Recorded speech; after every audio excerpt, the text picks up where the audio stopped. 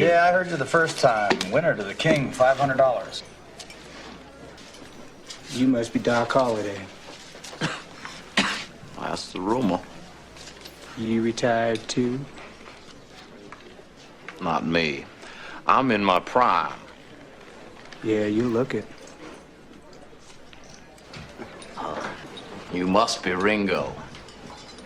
Look, darling. Johnny Ringo. The deadliest pistolier since Wild Bill, they say. What do you think, darling? Should I hate him? You don't even know him. No, that's true, but I don't know. There's just something about him. Tune up, level up your fun. Tune up, your quest has now begun. Tune up, we'll show you how it's done. Tune up, tune up. Tune up, tune up. Hey everybody, welcome back to the Tabletop Tune-Up. I'm Mark. I'm joined here by my friend Ben. How you doing, Ben? I'm doing well. It has been 2 weeks since our last episode, and I am ready to go. It has been 2 weeks. And, sadly in that 2 weeks, we lost the great Val Kilmer. So I think with this intro, we just want to give a little extra Val, right? Yeah, a little more Val, please. I loved him in Top Gun, as we all saw that. I loved him in Tombstone. I also, though, have a really soft spot in my heart for Top Secret. Did you ever watch Top Secret? I love Top Secret, but Real Genius was my kind of go-to Val Kilmer film. But, That's probably the first film I saw him in. Yeah. And you just can't beat Tombstone. His Doc Holliday, it's almost like nobody can touch him now. That's his. Yeah, I would think anybody else trying to do Doc Holliday has Val Kilmer, the ghost of Val Kilmer, like haunting them at this point. Yeah, for sure. Well, Val, you are missed. But today we're going to be talking about Westerns because we're going to do another genre exploration. When was the last time we did one? We did Pulp. We did it a while ago. That's right. We did horror before that with our buddy Christopher Robichaud. Today we're going to do Westerns. I love Westerns, man. Why do we love Westerns, Ben? I love Westerns because for the same reason I kind of like post-apocalyptic, which is maybe sounds a little weird, but they're both these very kind of primal, elemental things where there's not a whole lot of civilization around. And so whatever there is what you carry with you in your heart and your hand and on your holster. Yeah, there's just that it's in the wild. Things are there's not that structure you get. Anything can happen out there. Yeah. Now, let me ask you though, do you think this is per se like an American genre? It's hard for me to gauge that because I don't know a lot of other the kind of a culture that other civilizations might have. But I will note that I feel like samurai films are so close to Westerns, they're almost indistinguishable. So much so that Yojimbo is a direct translation from Akira Kurosawa's film. The Seven Samurai is a direct translation. So these movies translate back and forth. Yeah. So Seven Samurai connects up with the Magnificent Seven. If you didn't know this, friends out there, go watch those two movies. You're going to see essentially the same story unfold, but one of them's in feudal Japan and one of them's in the Old West. And Yojimbo is also directly translated to a Clint Eastwood film. I can't remember which one. That's for a few dollars more. Yeah. I mean, but they have a very similar kind of breakdown of society. Japan was kind of going through a very similar kind of restructuring as the guns were kind of coming in. There was a new wave of society that was being introduced. I think there's a lot of parallels, and I don't know about other cultures because I think you're right, but I also think if you're interested in Westerns, but you don't necessarily want to take all of the American stuff, you can also look to Australia. There's some really interesting stories down there. There was a Hugh Jackman film called Australia you could check out. There's also that movie Quigley Down Under, which is a classic. Oh, yeah. I was just going to say, starring Tom Selleck's mustache, if I'm not mistaken. That's right. And let's not forget Alan Rickman's fine performance as one of our favorite villains. God, Alan Rickman. Another great one. Anyway, guys, we love Westerns, and I think you do too. And I think you don't necessarily have to play a full straight up Western game. You could mix and match it, and we're going to get into all that kind of stuff. But like, let's start with what are some of the tropes? What are the tropes that we love about Westerns? Yeah, let's think about what makes a Western instead of a fantasy or a sci-fi or something else. And yeah, we'll mash these up later, but let's start with nature. One of the things that tells you immediately what kind of story you're in any Western you watch is what's going on in nature. Is this one of those stories where we're seeing magnificent vistas where you can see for 30 miles? Is it a desolate, barren, spaghetti Western-y kind of desert that's you might see a roadrunner or a coyote in? Is it just mesas and all that kind of stuff? Or maybe it's a brooding mountainous space with looming gray skies overhead and a storm's coming. There's so many great ways that you can use nature to help you tell the story and set the mood. Yeah. Nature really is like the third character, or one of the prime characters really in a lot of these Westerns. When they spend as much time filming the environment as they do some of the characters. Yeah, definitely. Kind of setting that mood. Another thing you might think about is that a lot of Westerns are, because of the historical aspect of it, they are set during an expansion. And we can talk more about the expansion part, but part of expansion is the fact that all of these towns are served by maybe train lines or carriages, wagons. They're, boom towns that are sort of not the result of great urban planning, but they're just sort of ramshackle places thrown together. They've got saloons and wild things going on. They got some poor hapless person having to, enforce some sort of law there. That's right. But like these saloons and trains are things people want out of these Westerns. You cannot shortchange them of that. So yeah, everybody wants to be the guy that kind of like pushes those two saloon doors open. The ones that kind of are on the little springs, the hinges. Yeah, they kept no cold air out. That's right. Hey, one thing that I really like about Westerns, and it gets me excited to play a Western, to be honest. If I'm a player looking at playing in a game like this, the kind of morally gray area is a lot of fun place to explore as a player. And you're almost given permission to explore that in a Western, whereas some games, they might want to play a little bit more heroic. There's something fun about playing that kind of skirting the line kind of character. Yeah, it's interesting. I think Westerns, because the law is mostly absent, there is a kind of, well, who are you going to be? Are you going to be on the side of the angels? Are you going to be somewhere in between? What's the story going to be with you?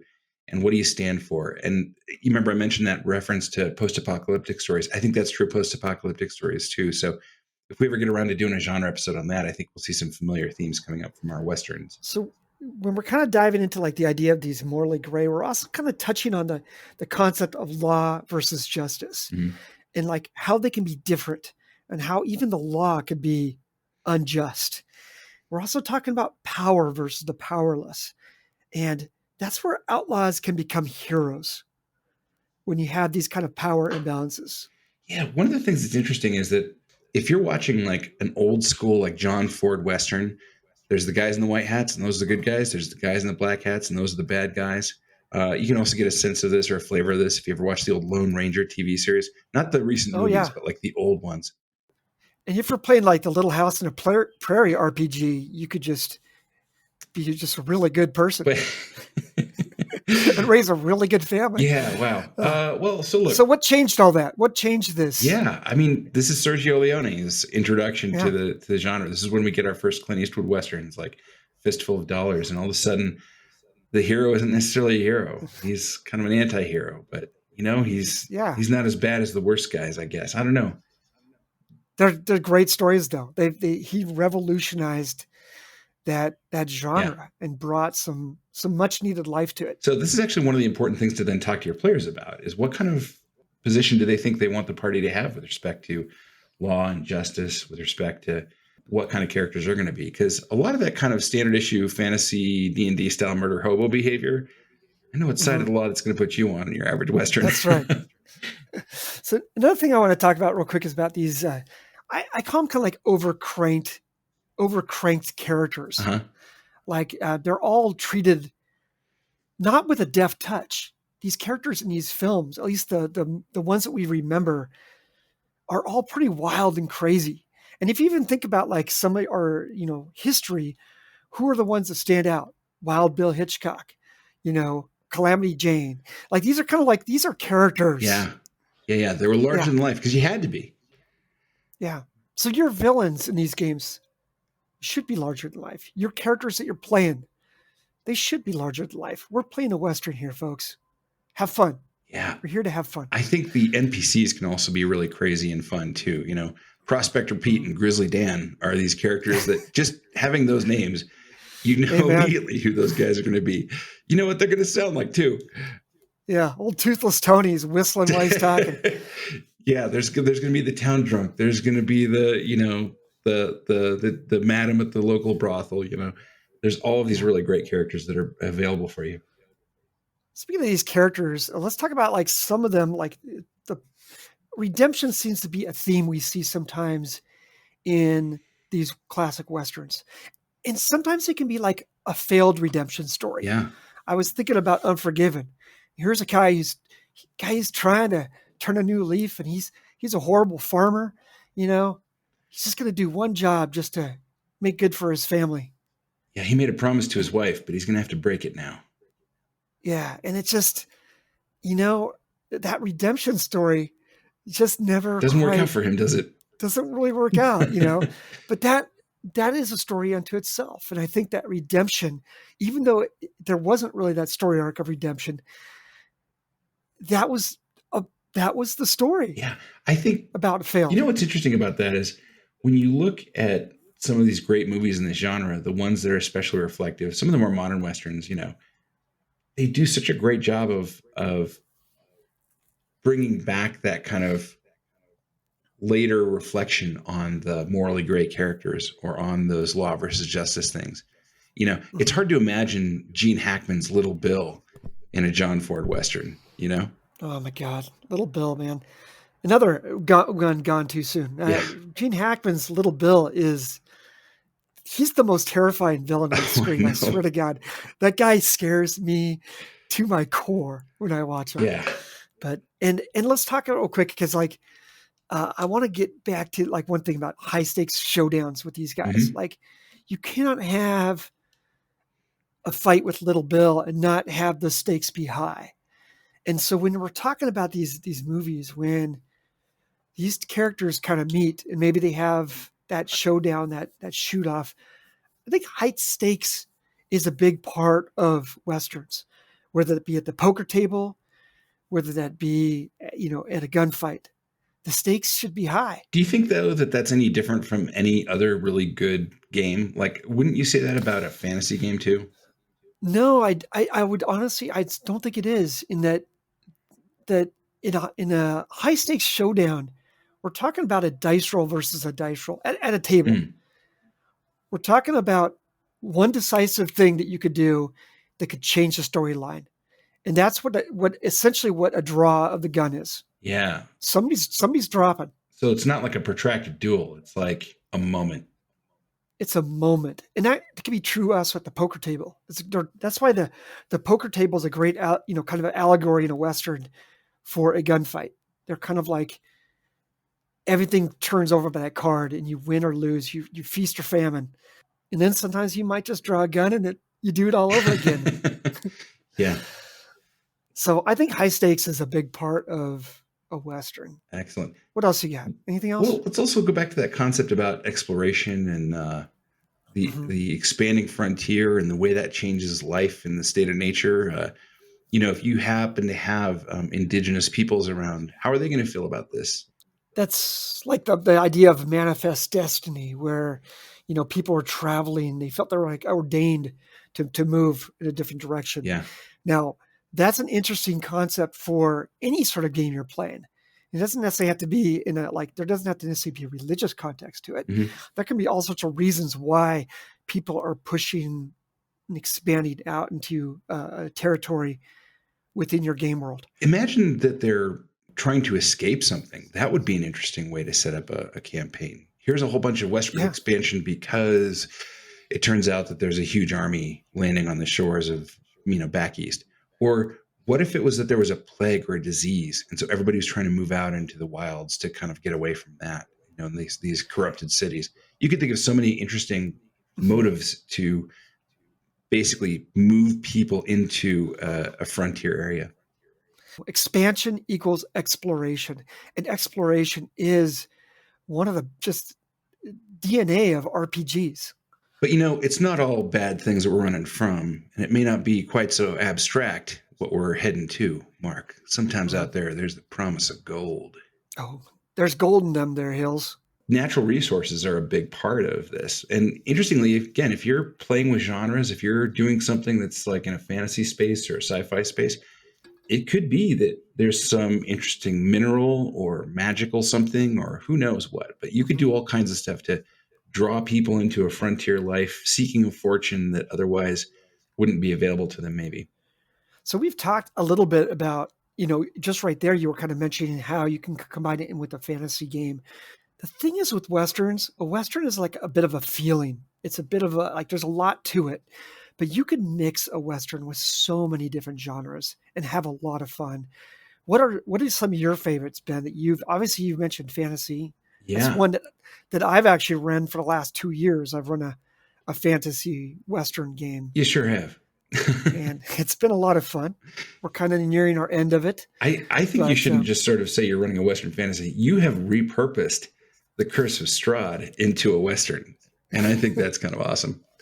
We've been having a lot of fun, but what other kind of genres can we talk about here? Well, look, I'm not going to take this list in order. We made a list here, friends. No lie, it's in our notes. But I'm going to actually start with dessert. Sci-Fi Westerns, you guys. Firefly. Come on, man. Yeah. So good. So amazingly fun. Also, and such a Western. I'm a big fan. I think I've talked to you before about the Thrilling Adventure Hour. They have a segment on the Thrilling Adventure Hour. If you guys aren't fans of the Thrilling Adventure Hour, I would rarely say this. Stop this podcast. Go get the Thrilling Adventure Hour, listen to it, and become a fan of Sparks, Nevada, the Marshal on Mars. I can't pause the podcast because I'm part of it. Okay. I wouldn't say that. Doesn't mean I'm not a fan. I just haven't really dived into it yet, folks. But going back real quick to Firefly, that is about as Western as you're ever going to get. It hits all the tropes of a great Western, even down to the kind of wacky characters that we talk about. Mm-hmm. So. How about you, Mark? What are some of your favorite Western mashups? Oh gosh, I like steampunk is always kind of fun. We talk about the Wild Wild West old TV show. Yeah. They definitely had a lot of like little tech gadgets. It was almost like a 007 meets the Wild Wild West. And as a kid, that just was awesome. How about when you got a little older and they came out with a movie of the Wild Wild West? You know what? That look on your face, I think you've blocked it out. The Will Smith movie with Kenneth Branagh as the bad guy, the big mechanical spider. You remember all this? Therapy has worked wonders, Ben. And you've taken me back. No, it wasn't very good. It even had Selma Hayek in it, and it wasn't very good. Not at the top of people's list, but I'd say that's also, if you're looking just at the genre elements, I think it's a good example. Yeah. You know what? One of my favorite, which is actually a mix of all this stuff. Yeah. Is, did you ever watch Into the Badlands? That's one on my list I got to go watch still. Oh, it's fun. It's really fun. It's it's everything. It's got steampunk. It's got noir. It's got fantasy. It's got, science fiction. And it's all in a medley of a kung fu Western. Yeah. And it works. That's great. And it works wonderfully. I will say, too, you can do some neat stuff to just slightly mash up Wild West stuff with some things. Sure. So, for example, bring a little supernatural horror or the Weird West, if you want to call it that, doing something where maybe some of that folklore out on the frontier turns out to be a little too true. The chupacabra and the Sasquatch are real threats. Who knows? You could also come up with all kinds of stuff to do with strange indigenous gods, monsters, and Hey guys, so guys, if people like mix and mash these things, man. Have fun with it. Like this is something to have fun with. So just go for it. Yeah. Okay, so let's talk about this. We're going to talk now about, we talked about the tropes, we talked about some different kind of campaign themes or mashup ideas. Let's talk about some things about how you execute a little bit of that feel. And I think for some people that might feel kind of like, oh gosh, do I have to go learn a whole bunch of history and get super into what's going on in the middle part of the 19th century? And I want to say, look, follow your muse a little bit. Mashing up gives you a little bit of room to play. But here's what I'll say too is, it's not that far off from fantasy tropes you're familiar with, because of course you're out there on a frontier. And so you're Yeah. still operating on horseback. You're still lighting campfires at night, living off the land. That's something that has in common with games that you've probably played a lot already. So maybe things to think about, that even if they're common elements with your typical fantasy game, maybe you should focus on them a little bit more, because that's probably true of the genre. And an example here might be like your horse. Your horse in a average D&D game probably doesn't have a name. And as soon as you get to the walls of Moria or something like that, Yeah. where you've got to go underground or you're going to do something else, like that horse is turned loose and you're like, oh, good luck, buddy. That horse needs a name, because like when your villain punches that horse, What? you want to get that revenge. Yeah, that's true. I will say that in a Western, right, your horse is like the faithful companion. Roy Rogers' horse is named Trigger, and look, you could treat him as disposable too, but people probably are going to be a little more attached to their ride in this kind of game. There's differences, obviously, with these genres. If you're playing, like, let's say you're converting a Dungeons and Dragons game, which is something I did, into a Western fantasy. Obviously, metal armor was all just kind of like, was not a thing. We were kind of working with leather, and swords were kind of different as they were. So you're mostly kind of like transferring some of those weapons into pistols and things like that for your game. Now, over the course of a Western fantasy, they might find these things, and that might turn into more of a fantasy, depending on how your players react and what they like, and maybe also how they built their characters. Yeah, this is interesting, because I think if you're thinking about a D&D game, it's not really well organized around firearms. So No. I do think one of the things to think about is, what system are you thinking about using, and does it well support the tropes of the Western genre that you want to run in? And it could be that you want to run a very fantasy-like Western, where metal armor and swords and shields and castles are things that are still fairly typical. But if that's not the kind of game you want to run, then you might want to think about a different system that doesn't require so much armor. Let me ask you, do you think firearms are kind of quintessential? Like, if you don't have revolvers and rifles and stuff like that, is it missing something as a Western? I think it is. I don't know. I don't know if it is or not per se, but I do think that they add something to it. And whether or not your players are using them it's mostly just having them there. Maybe your villains are using them, and that makes it more interesting. I don't know. I want friends out there in DM land, if you happen to run a Western game and you give your villains guns but don't give your players guns, we'd love to hear your feedback here at tabletoptuneup@gmail.com. Okay. I will say that, like, you don't necessarily have to give the guns some sort of special, extraordinary power. They could literally just be the same as crossbows or things that you're using, just repurposing them. We're talking about flavor here. And a lot of what Western is flavor. It's how you present it. It's the feeling that you give. It's the way you set up the story. Now, guns might cause problems, and depending on the system and how you choose to run them. So maybe be smart about house ruling too. Correct. Okay, cool. Another kind of thing that's worth talking about when you're trying to execute that Western period feel is, what kinds of adventures are people going to run in this game? Like, what kinds of adventures are kind of prototypically Western adventures? And I'll offer a couple thoughts here. One would be like a gold rush, a mining operation, all of the stuff to do with claim jumping and people seeking their fortunes in the frontier, and thievery and murder when somebody strikes it rich, right? All of that kind of stuff is very much in the center of this genre. I always think of like trains and stuff. Like, there's something in my game that I've been running. I love to have, the idea of trains as being part of the adventure. If I don't have a battle on a train, then is it even a Western? Is it even a Western? No, I love it. I love that stuff. Another thing we could add is, we've talked a bit about that kind of law and justice angle. And one of the things that I think is really kind of core at this one is the outlaw gang, the duel, the showdown, what are you going to do when there's not enough law? And actually, as you were talking about the difference between law and justice, you can have a whole game about that, and about, what about if there's corruption? What if the law in a given town, thinking back to that Tombstone movie, right? What if the law is either ineffectual or itself corrupt? Yeah. What do the players do with that case? Do they leave the settlers and these frontier folk to their own devices and fortunes, or do they become the law? What do you do about Little Bill? What do you do about Little Bill? Yeah. So that's another really great source for Western stories. And in all of these, right, the motivations are really elemental. There's elemental as the natural setting that you're in. It's vengeance. It's, I just want peace and quiet. It's, I got to protect my family. It's things like that. And that, you mentioned that, it's elemental. That is really the heart of a lot of why people like Westerns. There's something primal about it. Yeah. It's either they love the good versus evil, justice, and all that stuff. There's something in there for everybody, and it's fun. So can we touch on a little bit of things to maybe watch out for? Because there are some landmines in this genre. Yeah, let's talk about what not to do. And I think I know where a couple of these are going to go. Where do you want to start, Mark? Look, at least in the American West, it was not a friendly time. And it was not a friendly time for women. It wasn't a friendly time for anybody of color. You could do an entire game, bad mouthing these people and making the game miserable for everybody. Don't do it. I think I remember slavery was a thing for a lot of the West, right?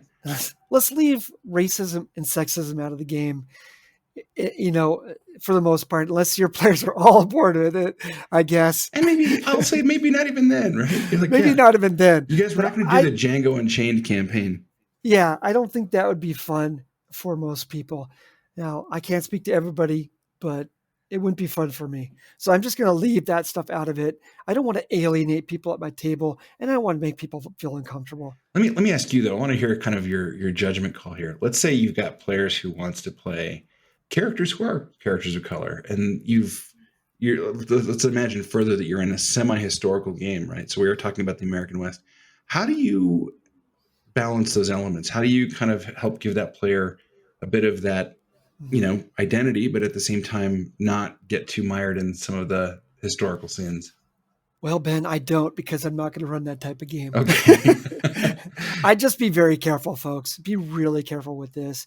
Have conversations with your players. I don't even have advice for that, Ben, because it's not something I would want to run. Yeah. So I would just avoid it. Yeah, that's what I'm going to say. Is that's a legitimate strategy too? Is to say, look, there's versions of this game that I'm not going to run because I just don't feel either competent or comfortable to do it. Yeah. Fair enough. And on that note, another thing is to be careful using D&D races as allegory. It'd be really easy to just say, the orcs are allegories to Indians. First of all, it's just kind of lazy.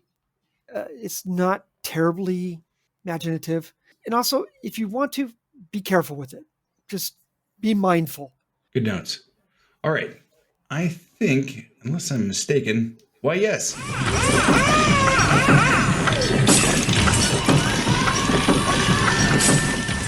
It's our tune-up segment. So, Mark, as a GM, speaking of getting ready for a campaign and talking to your players, what are some of the questions that you ask prior to starting a campaign?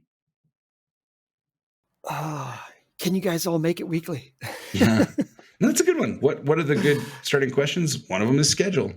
Yeah. How's everybody's schedule looking? Yeah. Can we actually pull off a weekly game, or how often can we play? And sometimes maybe if you're the GM, maybe once a month is just not enough for you. And you're like, it doesn't keep my interest. I'm out. You probably also, given all of the interesting variations we've talked about in the Western genre, and we've talked about this in other genres too, knowing what kind of game people want to sign up for is really helpful. Yeah. You guys want a fantasy Western or a historical Western or something else? Or just whatever kind of game they want to play. If you guys want to play Shadowrun. Yeah. What is the game you're playing? Let me ask you this, though, as a kind of a follow-up to that, though. How much do you weigh your interests as GM? Because you're going to end up doing a lot of work for this. Yeah, that's a good question. Usually if I'm going to run a game, if I say I'll run a game next, I'll let the players know what I'm willing to run as far as what actual game. I will play Pathfinder. I will run a Pathfinder game for you guys. I'll let them know what game I'm willing to play. Or maybe it's just something that I feel comfortable running that type of game. Or like I wouldn't feel comfortable running, say, like Shadowrun.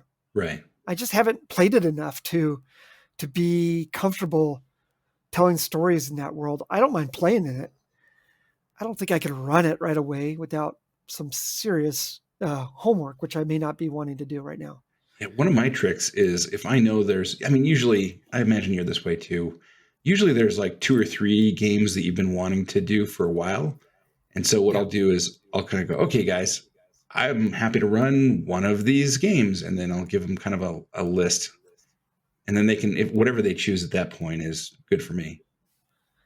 Yeah, so I think that's a great one. What kind of game? What system? Then you can kind of get down into like what kind of genre. What are you guys interested in playing? What do you guys want to explore? You might get a lot of different opinions on that. But once you kind of narrow down a system, you've narrowed down most of it. If people want to play Shadowrun, that's kind of what they want to play. Right. Now, if they want to play D&D, you might say, well, what kind of do you want to play? D&D? Dark fantasy, or do you want to play heroic fantasy? Then you can kind of narrow those down a little bit more. Yeah, sometimes the theme is baked into the system and sometimes it's not, if the system is very flexible and universal. Well, these are great questions to ask prior to starting a campaign. Any other questions you ask prior to starting a campaign? I think we want to get the type of story down, what we want to play. And then also a big part of it is, what is your character? What do you want to play? Before I even work on a campaign, I like to have characters in mind as I'm working. So I almost always ask for characters before I even sit down and start crafting. I might get the genre, I might get the idea to get the brain percolating, but I don't really start putting pen to paper until I have something worth writing about. Yeah, that's really interesting. Sometimes players have this idea that they're going to kind of show up at the last minute with a character they worked up the night before. And I think that's just setting yourself up for a lot of pain and suffering in the course of your game. That's fine for a pickup game or a module if I'm going to run one, which I don't usually ever do. But if I'm working on a campaign, some story, I need to know who the characters are before I start writing that story. Yeah. The most important question I like to ask prior to starting a campaign: who's bringing snacks? Yeah. Who's bringing snacks? I'm only kind of partly kidding. One question that's kind of important is, where are we going to play this game? You might play. Oh, yeah. You might play at somebody's house. You might play at the local game shop. Those all have kind of separate concerns. I will say like this: if you're doing this at a local game shop, it could kind of get loud, depending on whether it's a busy place. And that may be an important thing for your players. Sometimes it might not be well lit, and you might have to, if you're getting to be of a certain age, you might end up needing to pull out some reading glasses. One of the more practical things is I need a place that I could leave the stuff at the table. So it's not, every week we have to come back and reset the table. So I don't really like gaming at public places because I can't do that. Now, I have a dedicated game table. When my game is done, I can leave everything as it is and we can pick it up next week and it's still sitting in that same spot. I like that. Very helpful. I actually have done that lately with a game, and it's really great, actually. I should have been doing this a long time ago. Well, guys, I think that kind of wraps up our tune-up segment, wraps up our episode. We got more stuff coming in a few weeks. Remember, we're on an every 2-week schedule now, right? That's exactly right. And in 2 weeks, we'll see you again. Between now and then, you better keep those dice rolling. Keep them rolling, guys.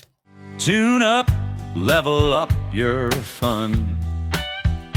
Tune up, your quest has now begun. Tune up, we'll show you how it's done. Tune up, tune up. Tune up, tune up. Your RPG's dragging lost in the same old scene.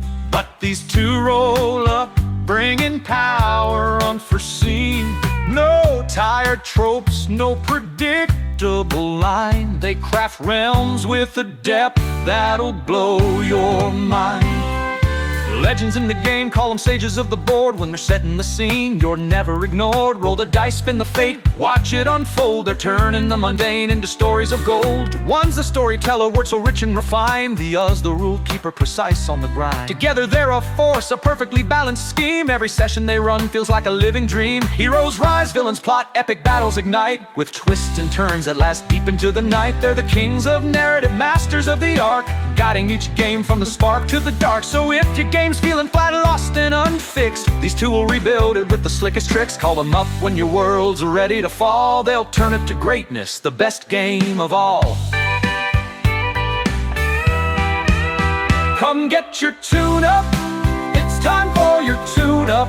Your game needs a tune-up.